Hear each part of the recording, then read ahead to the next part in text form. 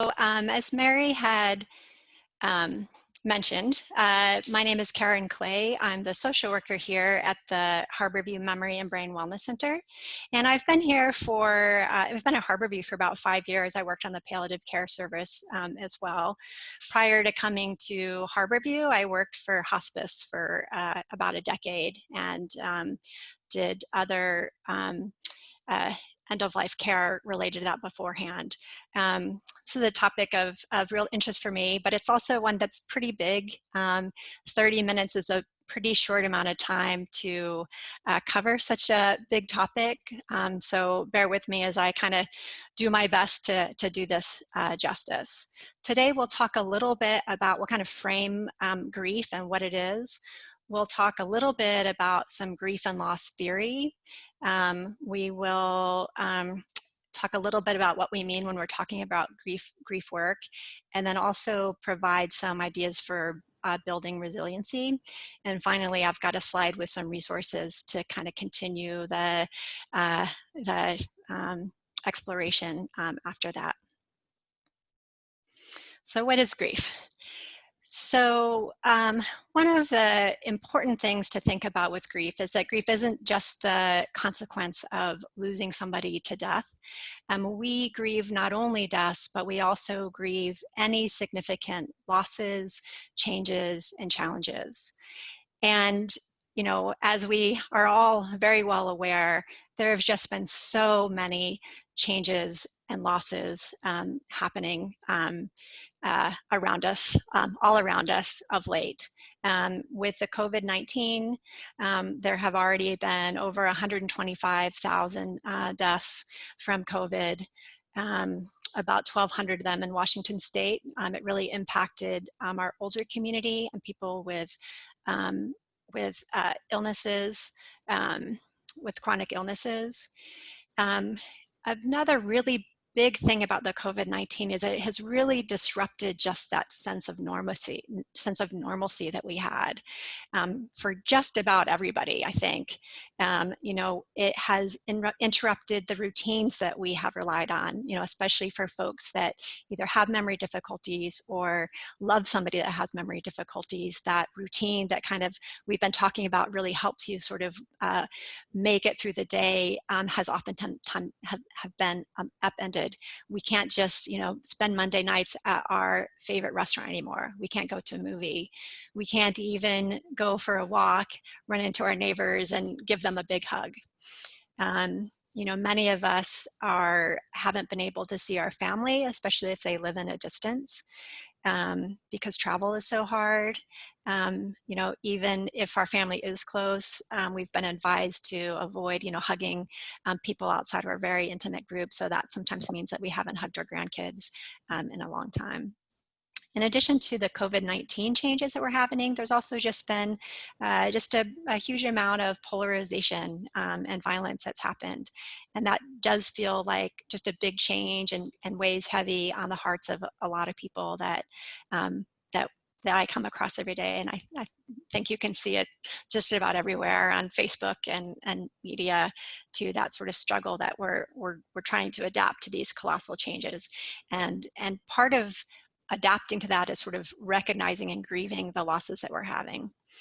You know, in addition to the changes that have been brought about by those things we just talked about, the COVID and the cultural changes, anytime somebody is faced with a serious health crisis, whether or not that's for yourself or one of your loved one, that also does bring up a lot of changes, a lot of things to adapt to. You know, oftentimes we kind of get imprinted as like we are the same strong people that we were when we were young, and we almost have a sense of invisible. And so it's when we're having a health crisis, it can really undermine our identity of kind of who we are. You know, that sense of like, I'm a person who takes care of my family. I'm a person who manages the household well. I'm the person who is good with numbers.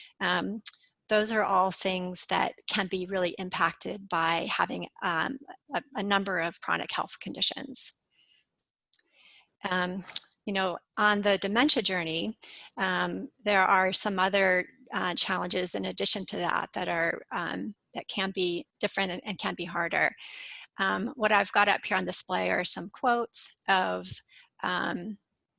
people that are either living with memory difficulties or their loved ones that have shared either with me, or one of them is from an article. And you can see that that, one of the things that I see, especially as a social worker at the Memory and Brain Wellness Center, are those sort of threats to autonomy. I know for one of the things is that ability to, if a person loses driving privileges, that can really impact the whole family. So it's not uncommon to hear like that was even losing my driving privileges was actually even harder than finding that I had Alzheimer's. And that's because when we think about driving, that's like, the American culture. Driving, it's freedom, it's the ability to do what you want when you want to do it, exploring the open roads. And so losing something like driving privileges is really something that needs to be grieved, because it has a lot of far-reaching effects. Also for folks who have a loved one who is in a facility, or for people who are living in a facility, they may not have been able to see their mother or their loved one for 3 months now. And just that pure sense of kind of missing somebody because of the fact that they have to be in a facility is really something that we hear about, and you just feel the grief that's coming from that.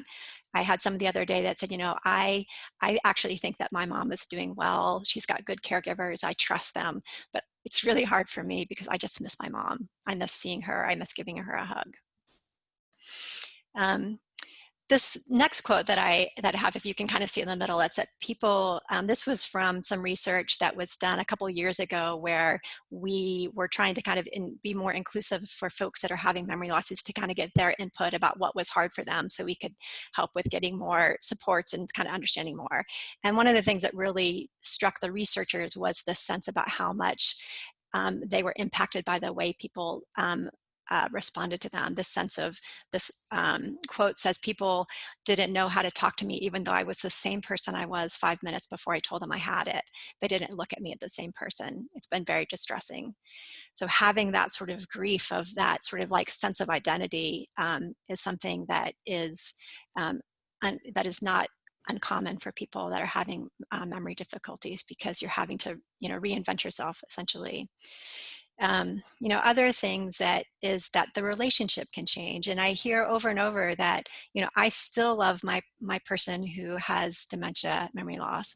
I'll always love them. I'm 100% committed to them, but there are things about our relationship that we used to have that I miss now.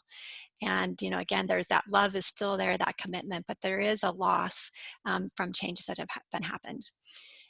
With dementia, as with other health issues, oftentimes that sort of plans for the future can sort of be changed. We're not as, part of this is because of COVID too. Like we used to look forward to sort of, we kind of plan for that retirement, then expected to be able to travel, but then this sort of threw a monkey wrench into the situation. And now you're having to grieve that losses and adapt. And I think it's important to remember that we are adaptive people, but before we kind of move to that, there is that sort of grieving piece that is present. So let's talk a little bit more about loss and grief theory. When people think about loss and grief, oftentimes what comes to mind, even now, even 40 or 50 years after she did her research, was the Stages of Grief and Loss by Elizabeth Kubler-Ross. And that is, she brought forward the idea that grief isn't just the response of something that happens when somebody that you love dies, and then you go through a period of intense mourning, despair, but then you work towards basically getting over it. And she sort of said, like, it's really much more complicated than that. Her stages were, she recognized in the people that she worked with that there was oftentimes this denial, anger, bargaining, depression, and acceptance. Now, research has really built off of what she's done. She herself never intended for grief and loss to be like a linear process where you would sort of go through those stages, and at the end of it, you would find acceptance and everything would be okay. Even she had, talked about the fact that this is just a way to sort of make sense of an unusual time. It's much more changing. It's much more fluid. And that's really where grief and loss theory has gone since then. That idea now that there are, that, grief often is cyclical, it's a very dynamic process. People are often having to both adapt to the losses that they're having while also making changes to sort of move forward at the same time. So you've got that dual process of grieving and moving forward. And I think another very important message for that is that there is no right way to grieve. There's no one way to do it. And then there's also no timeline for sort of moving through grief.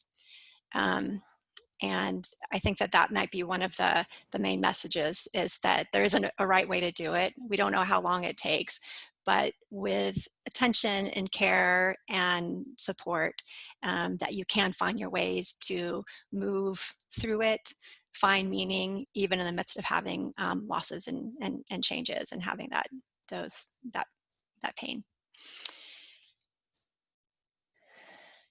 When we think about sort of the tasks of grieving, it's like, what do we do as we're sort of doing the work of grieving?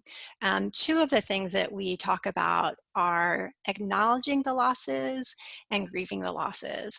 And when I think about acknowledging the losses, that's one of the exercises that we started with today when we started this presentation. It's sort of like recognizing, like, it's not just that, it's like I'm missing a lot of things in my life, my sense of normalcy, my ability to hold people. And just acknowledging those losses is a really key part of those of that work to be done. This is really hard, and I put up here sort of under the setting of cultural changes and challenges. And what I mean by that is that our culture in general, kind of our modern U.S. culture, isn't really very good at supporting grief and loss, or knowing what to do with it. Any time you look at the media, there's oftentimes a focus on youth, on how to look younger, how to be smarter, how to be 40 is the new 60. All of this sort of focusing on the importance of being young, of being able-bodied, that we don't spend much time sort of teaching each other how to support each other.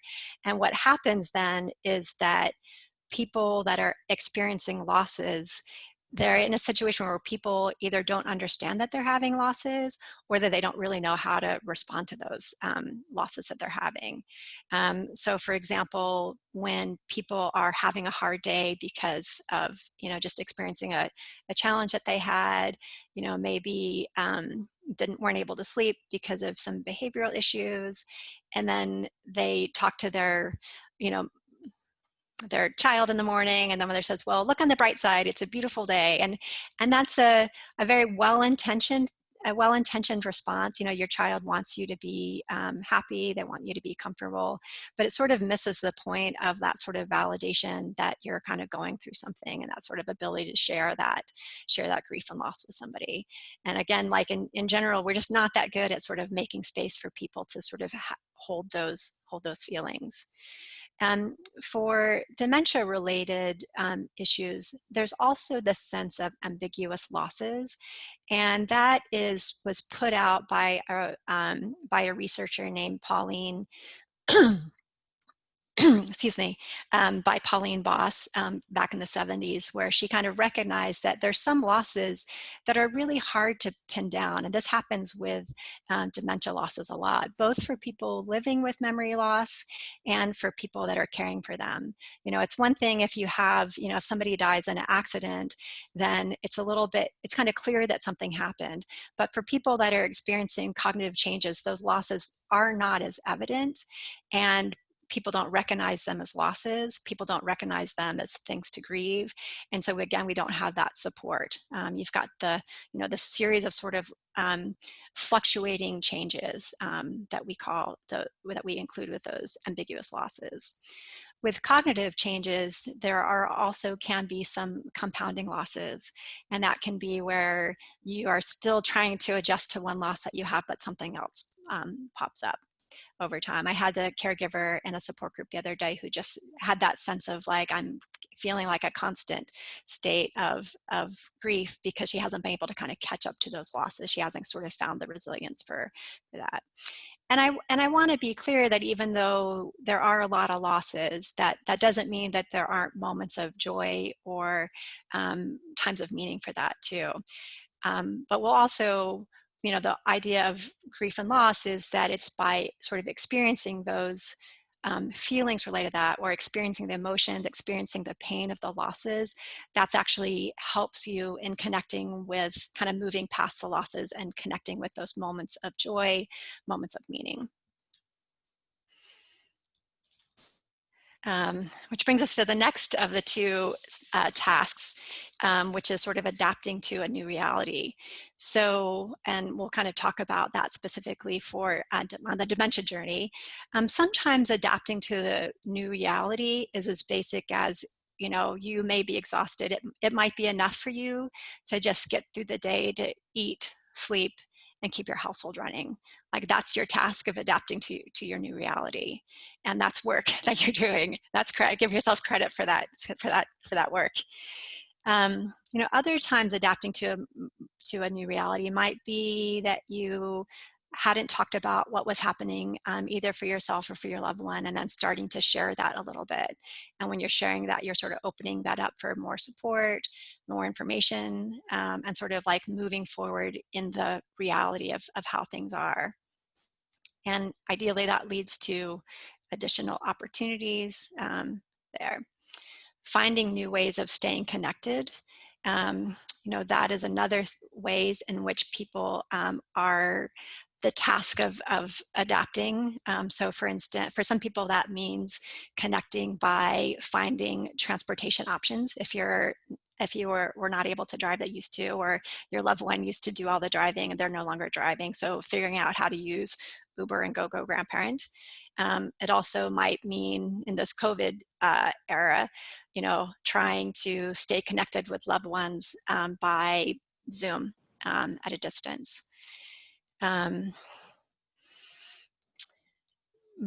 Sometimes meeting the changing care, another thing that can sometimes need to be adapted to are the changing care needs. And so, sometimes if somebody is needing a lot of care or support, it's hard to be ready to accept that. And sometimes that can lead for exhaustion, both for people that are having memory difficulties and for their loved one. And so if you kind of adapt to that by starting some care or considering going to a place that has more care to it, that can sort of start you on a different path. What we hear from some people is that, as much as I didn't want to consider something like that, once I did it, I realized that it freed me up to have more energy to do other things because we were sleeping better. We were able to rest a little bit. Kind of meeting those changing care needs is a way to kind of be processing sort of what the reality is of things that are happening. Another way to adapt to new reality is to become an advocate, using your experience. You feel the losses associated with a dementia diagnosis for yourself, a loved one, and then you move on. We are so grateful for our peer advocates that have worked on behalf of people with memory loss on many different levels and supporting each other, and their family members that are doing that too. That's a way that you can adapt to the new reality of having some changes. Also adapting can be trying new activities. Up until about 3 months ago, there was a whole long list of activities that you could try that would sort of be adapting to your new reality. I like the story of a woman who was living with memory loss and had struggled to maintain connection with her sort of peer group and friends, and just was having a hard time finding connections there or staying connected. But then she started going to the Woodland Zoo talk and to the Woodland Zoo walks. And then through that, she actually built community. She was like, yeah, this is actually, through this, taking a chance and trying this new activity, I met people that really can relate to me and understand to me, and they've stayed close. So trying new activities that are that kind of address where you are is another way that you're actually kind of adapting to the new reality and putting that new energy into things.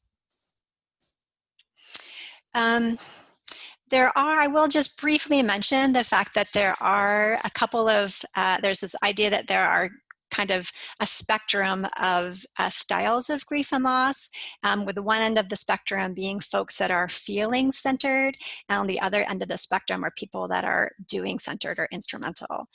And it can be helpful to recognize that that's the spectrum of it, because if you're a person who's like a very intuitive person, then the thing that works for you with processing losses is being able to feel the emotions that you're having, being able to talk about them, maybe attending a support group or talking to your friends or family or your pastor at your church. And then that's a way that you are sort of, again, that feels like the way that you kind of move through those things.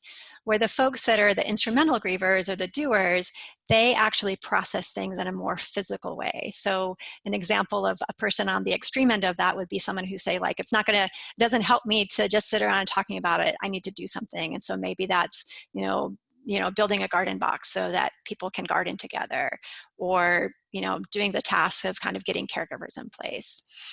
And most people fall on some end of the spectrum, but it can be helpful to recognize that these are both very normal and healthy ways of, and appropriate ways of grieving and loss.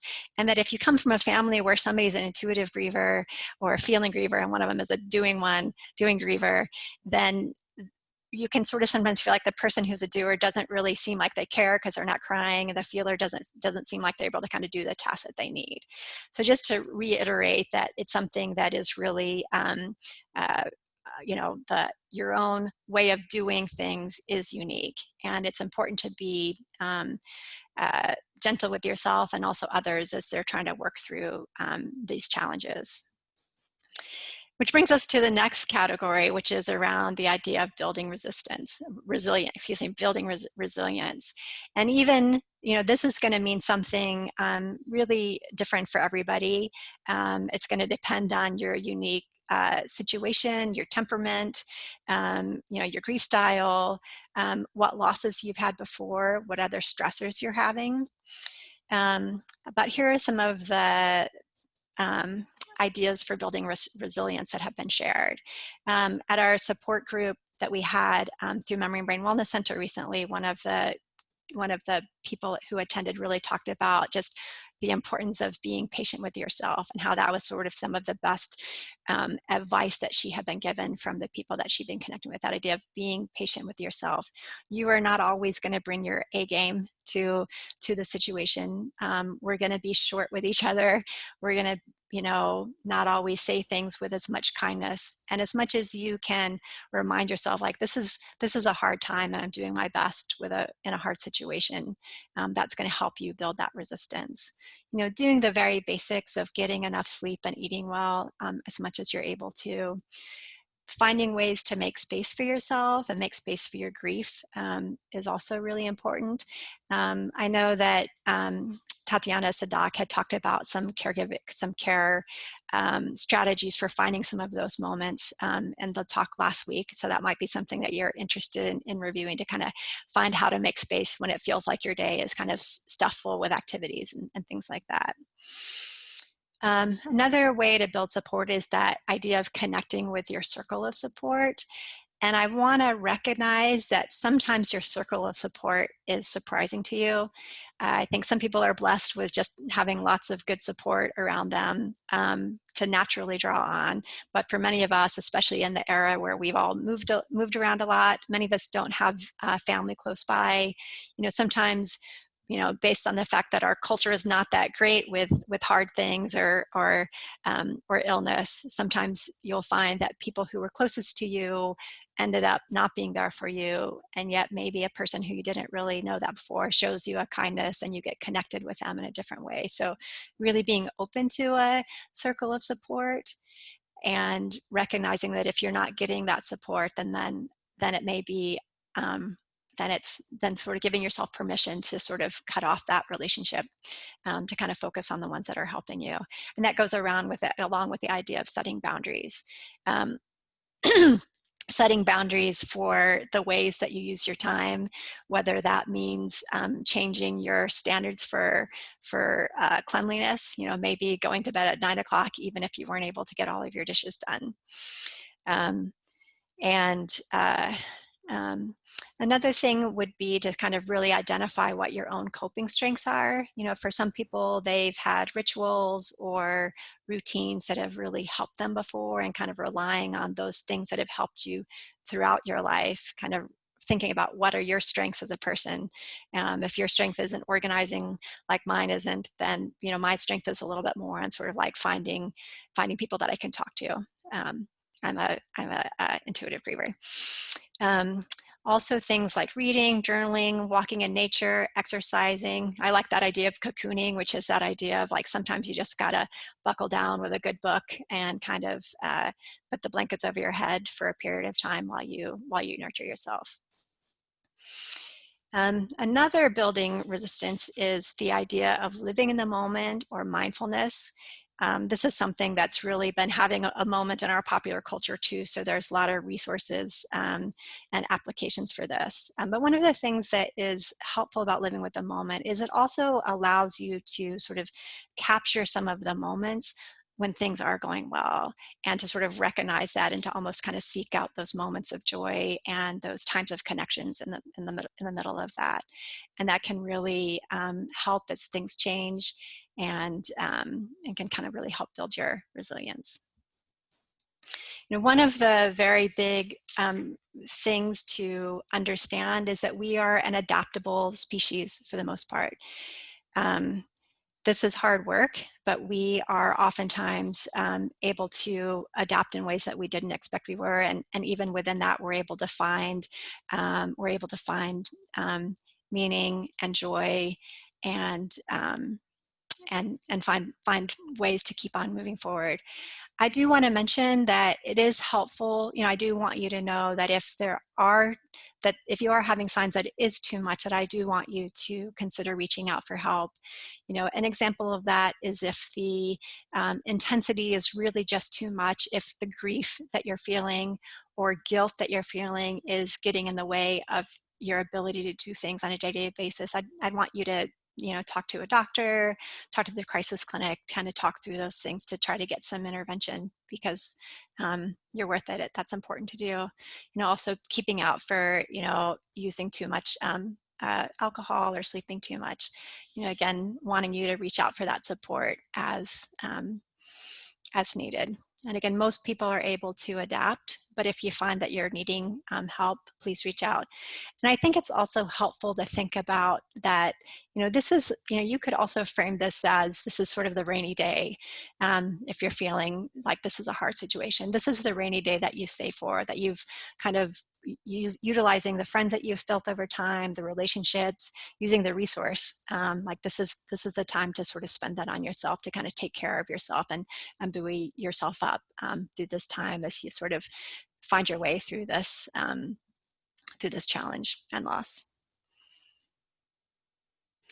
I did put together a couple of resources. It includes both, we've got some resources on our website, including some wellness talks that I talked about.